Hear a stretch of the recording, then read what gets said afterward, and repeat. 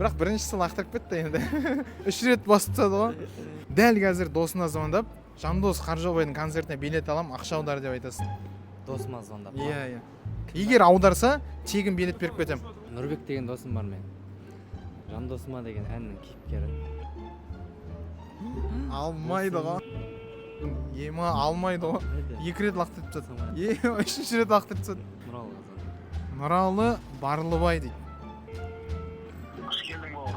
Қош көрдім. Нұраш, ассалаумағалейкум, мен ғой Жандос. Қалайсың ана? Шүкір Алла деп аман. Істеп жатсың. Сағым қалай?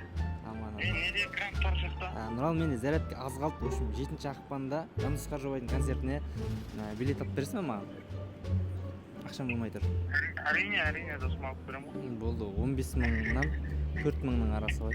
Қанша билет алып беремін ғой? В общем, жұпар екеумізге алып берсе 30 мыңға. Давай. Ана ақша іздеп кеткен шығар. 20 мың теңге салып жіберді.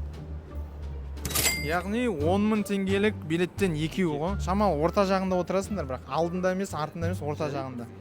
Жандос Қаржаубайға 2 билет. Міне. Осы мен кіріп келесіз, сізді кіргізе береді өздері. Болды, Нұрал, рахмет бауырым. Достарыңа билет алып беріңдер. Күтем. Осы видеоны достарына жіберіңдер.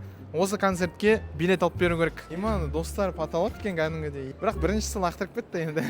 3 рет басып тастады ғой.